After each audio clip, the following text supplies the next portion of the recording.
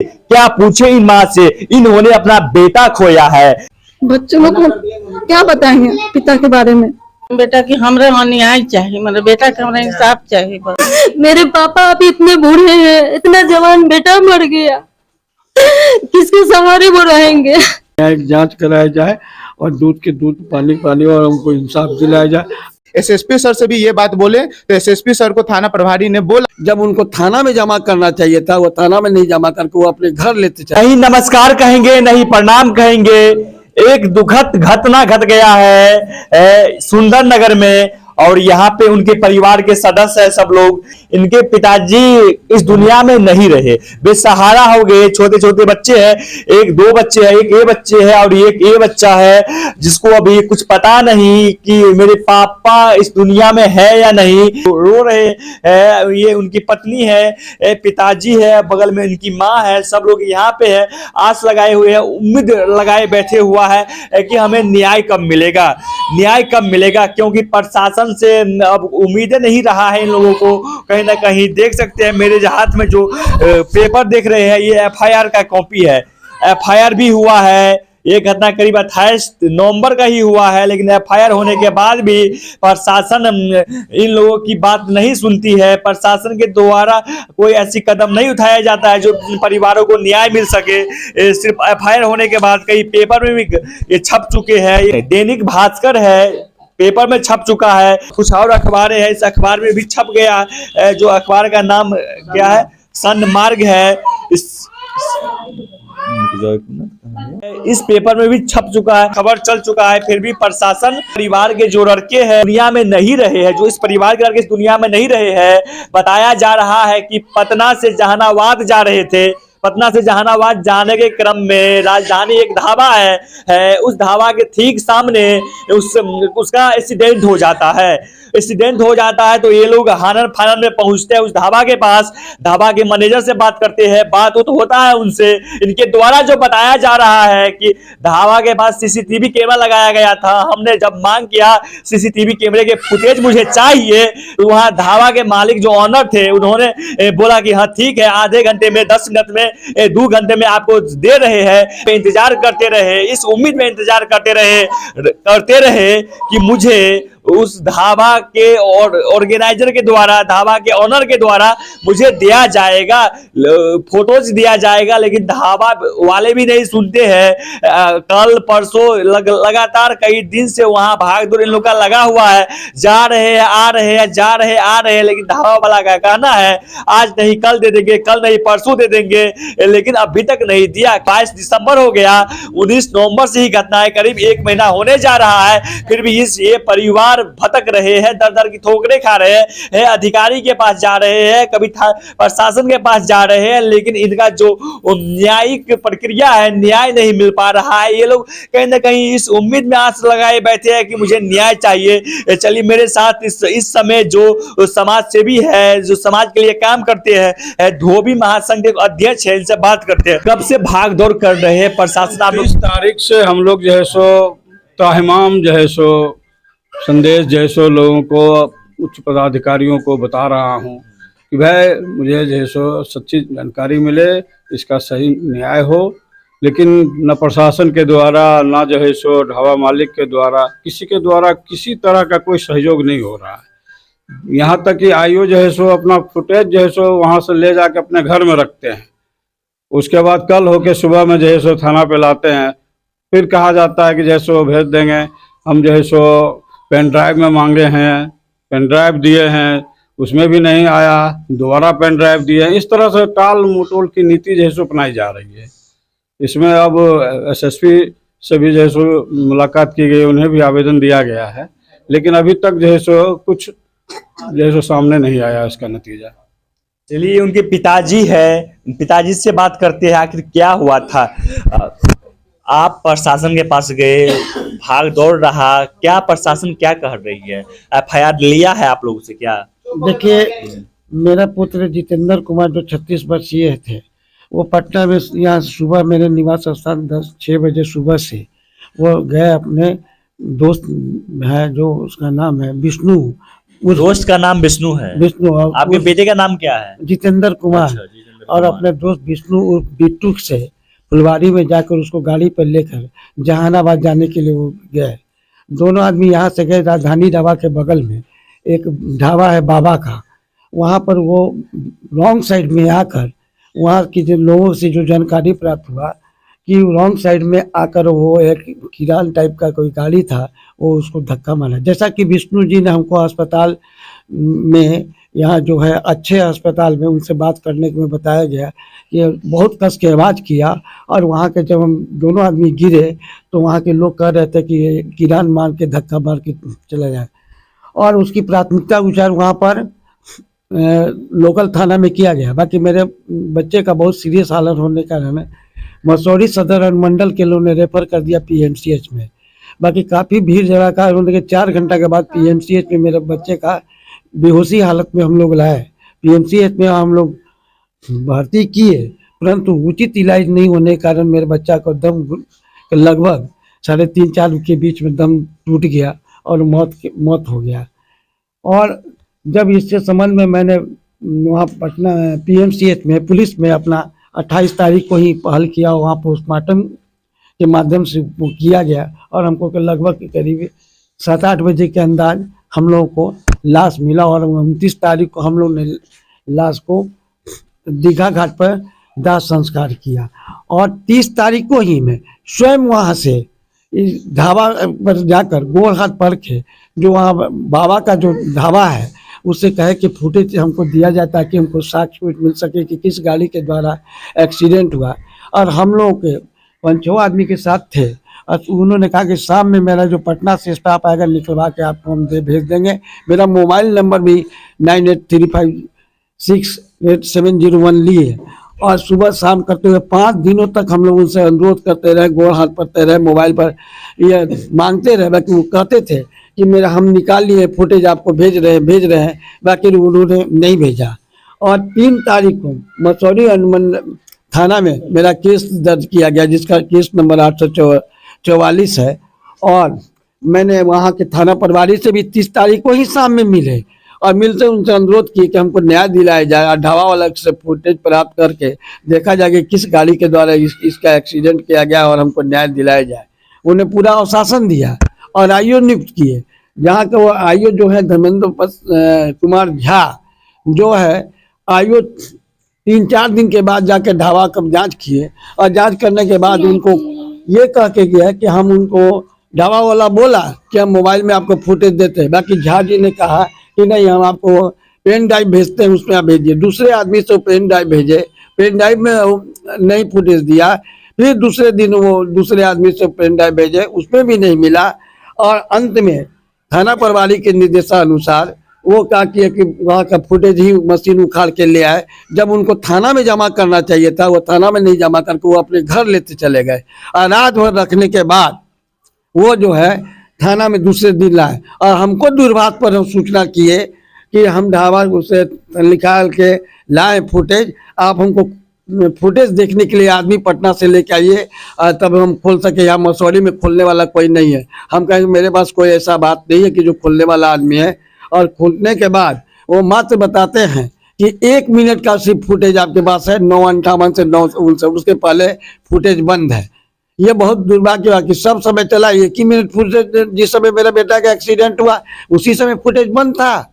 यह सोचनीय विषय है। दूसरी बात कि जब वो हमारे पास जब हमसे मांग रहे थे और हमसे ये पूछा जा रहा है कि किस गाड़ी ने धक्का मारा, ये तो जांच के विषय है कि आइए जब थे उनको वहाँ घटनास्थल पर जाकर जांच करना चाहिए कि किसने आसपास के लोगों से कि कौन गाड़ी धक्का मारा नहीं मारा, इसकी जानकारी उनसे प्राप्त करना चाहिए था। हमसे वो क्यों मांग रहे कि कौन गाड़ी। हम तो पटना में थे, अपने बच्चे के इलाज में थे। मेरा बच्चा जिंदा रहता तब ना हम पूछ के बताते कि कौन गाड़ी धक्का मारा। जब मेरा बच्चा मौत से मर गया है तो आईओ साहब को हम कैसे बताएंगे कि हम कौन गाड़ी धक्का मारा है। उनका दायित्व था कि उनको वहाँ से जांच पड़ताल करना है। फिर भी हमने अच्छे हॉस्पिटल में जाके विष्णु से संपर्क किया और संपर्क करके उनसे बात किया कि तुम गाड़ी के पीछे थे, तुम बताओ कि कौन गाड़ी से धक्का लगाया ताकि हम प्रशासन को सहयोग करें। बाकी वो उसने भी हमको यही कहा कि हमको बहुत कस के आवाज़ आया और जब रास्ता पर हम होश में थे तो हमको ये पता चला कि किरान वाला रॉन्ग साइड में मार के चला गया। आज तक अभी तक 1 महीना बीतने जा रहा है। जो उसके पीछे बैठा हुआ मेरे बेटे का दोस्त जितने का विष्णु जो है, आज तक आईओ ने हॉस्पिटल में आकर उसका बयान तक नहीं लिया। और सबसे बड़ी बात यह है कि 28 तारीख को धक्का लगा और 2 घंटा के बाद पुलिस वहां पहुंची और 2 घंटा बाद पुलिस जाकर लोकल थाना में जाकर विष्णु का बयान लिया। उस बयान को थाना में दर्ज नहीं किया गया और 28 तारीख को जो मुकदमा का वो 3 तारीख को FIR दर्ज किया। वो 28 तारीख का बयान कहाँ चला गया हॉस्पिटल का? वो उससे विष्णु से उसी समय पूछना चाहिए था कि किस गाड़ी से धक्का लगा। ये बातें नहीं बताई। विष्णु जिंदा है, अभी जिंदा, विष्णु जिंदा है और प्रशासन पुलिस ने विष्णु से भी कोई भी स्टेटमेंट नहीं दिया। SDPO साहब को यहाँ भेजा, मैं 15 तारीख को जाके उनसे भी मिले और मिल के सारी स्थिति को जानकारी दी और उन्होंने कहा, अपने थाना प्रभारी को निर्देश दिया कि आप इसकी सक्षम जांच पड़ताल करें और नहीं तो स्पेशल कार्रवाई की जाएगी। बाकी आज 23 तारीख बीतने जा रहा है, अभी तक हमको मसौढ़ी थाना ने कोई हमको न्याय नहीं दिलाया और बार बार हमसे ही मांगा जा रहा है कि बताइए कौन गाड़ी है। इससे हमको स्पष्ट लगता है कि वहाँ का ढाबा वाला और थाना प्रभारी जो है के IO और जो वहाँ प्रतिनियुक्त इस केस में देवेंद्र कुमार झा, ये सारे लोग मिलकर इस केस को हमारा जो 844 3/11 को जो केस है उसको रफा दफा करने के लिए प्रयास किया जा रहा है। इसमें कोई दुमत नहीं है। मैंने 100% हमको शक है कि ये लोग रोड वालों से बड़ी रकम लेकर हमारे केस को दबाने का प्रयास किया जा रहा है।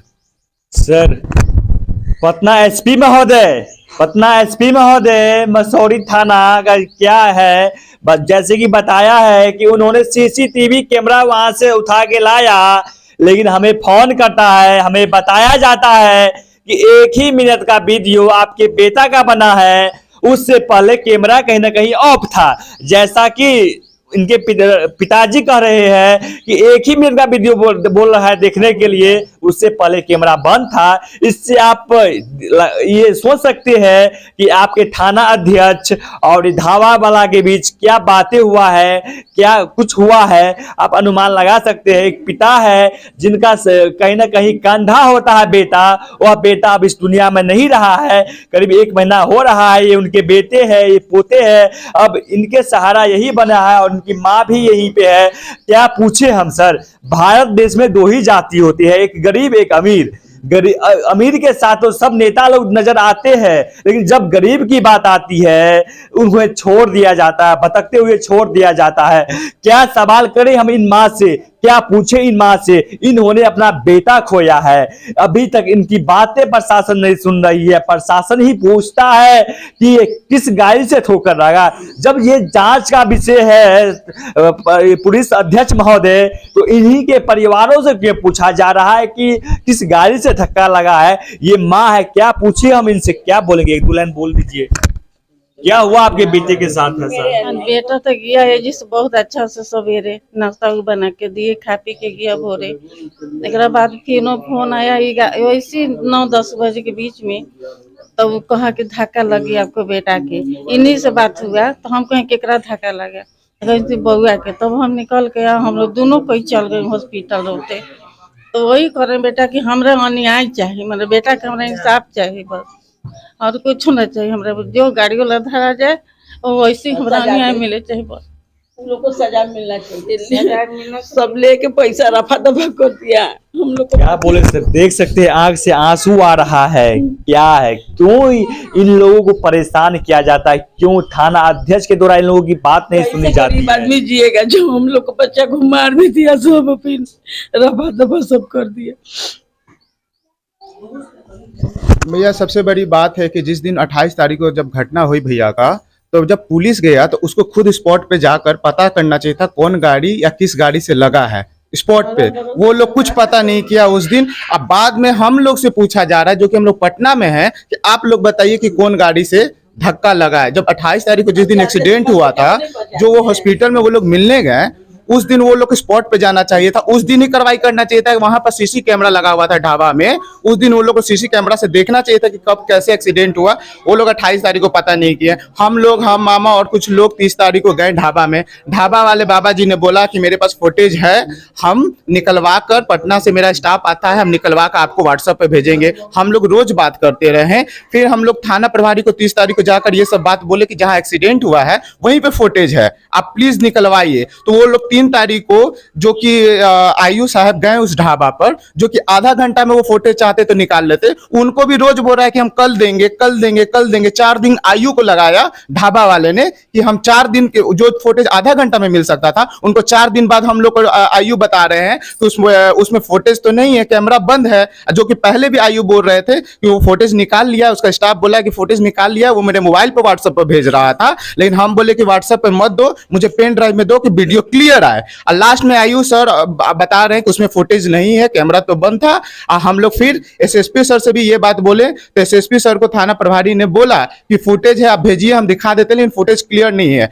और फिर एसएसपी सर ने बोला एसडीपीओ साहब से आप लोग मसौरी जाकर मिलो। हम लोग 11 तारीख को मसौरी एसडीपीओ सर से मिले, सारा चीज बताएं। तो एसडीपीओ सर ने बोला कि ठीक है, मैं ये कार्रवाई करूंगा, मैं ये फोटोज को चेक करवाऊंगा कि ये जो हार्ड डिस्क या मदरबोर्ड में जो डिलीट हुआ है मैं पता करूंगा। लेकिन एसडीपीओ सर जब चले गए छुट्टी पर, फिर से वही क्या वही बात। और हम लोग से आयु पूछता कि आप गाड़ी बताइए कि कौन सा गाड़ी है। तो सर हम लोग पटना रहकर थोड़ी बता पाएंगे कि वो कौन सा गाड़ी से एक्सीडेंट हुआ है, क्या आया हुआ है। वो तो वहां पर जाकर उनको खुद पता करना चाहिए था, ढाबा वाला। हम लोग 30 तारीख को गए थे तो ढाबा वाला, उसके स्टाफ ने बोला कि ये कैरियन गाड़ी से लगा है, लेकिन हम लोग को भी नहीं पता। तो हम मामा लोग गए, जो भैया के पीछे बाइक पर बैठा हुआ था जिनका विष्णु नाम है, उनसे पूछने गए कि भैया ये कौन से गाड़ी से लगा, हम लोग को बताया जाए।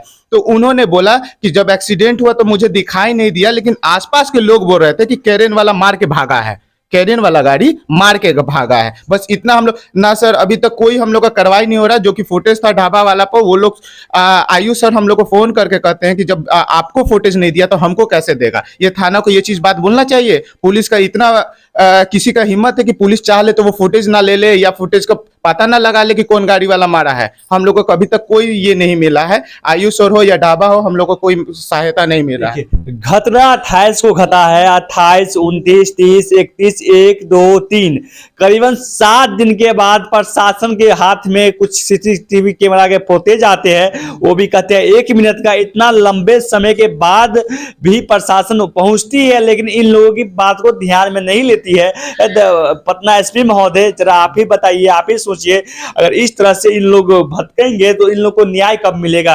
आप हम उनकी छोटी सिस्टर हैं। अच्छा, हम तो बस यही कहना चाहते हैं कि जनता में क्या इंसानियत मर गया है? जो 2 घंटे तक किसी तरह तड़पता रहा, उसको कोई उठाकर हॉस्पिटल तक नहीं ले गया। हम बस यही चाह रहे हैं, जो भी हो न्यायपूर्वक कार्रवाई हो और हम लोग को रिजल्ट चाहिए ईमानदारी के साथ। जो भी हो, जो भी कार्रवाई हो रहा है, हम लोग को बस न्याय चाहिए और हमको कुछ नहीं। कार्रवाई किया, उन्होंने रिस्पांस बहुत अच्छा दिया। लेकिन वो जिस दिन हम लोग गए, हम लोग को पता चला कि वो अगले 1-2 दिन में छुट्टी पे चले गए। उसके बाद फिर वही का वही, ना आयु कुछ किया में है। हम क्या पूछे, ये हमारे समझ है। था पति का। अब मेरे पति के साथ जो भी हुआ, मेरे पति को न्याय चाहिए। मेरे इतने छोटे छोटे बच्चे हैं, हम लोग कैसे, कोई क्या करेंगे? मेरे माँ बाप मेरे अकेले हैं, बस मेरे पति को न्याय चाहिए। जो भी कुछ भी जो किया है। कहाँ जा रहे थे आपके पति? मेरे पति जहानाबाद जा रहे थे। अच्छा, तो बीच रास्ते में ऐसा हुआ था? हाँ, बीच रास्ते में ऐसे 5 किलोमीटर पीछे ही मसौड़ी में ऐसा कांड हो गया। तो आप लोग थाना के पास गए, FIR किए, थाना आप लोग की बात नहीं मान रही है? नहीं, अभी तक तो कोई कार्रवाई नहीं किए लोग, कोई अभी तक कार्रवाई कोई नहीं जवाब नहीं दिए वो लोग। ये कैसे क्या हो रहा है? देखिए, वो ये उनकी पत्नी है जिनका मांग का सिंदूर मिट गया है। 2 बच्चे हैं, 2 बच्चे का पालन पोषण करना है, उनका खर्च इकट्ठा करना है। कहाँ से करेंगे ये लोग? इतने छोटे छोटे बच्चे हैं जो अभी दूध ही पी रहा है। देख सकते हैं इनकी मजबूरी।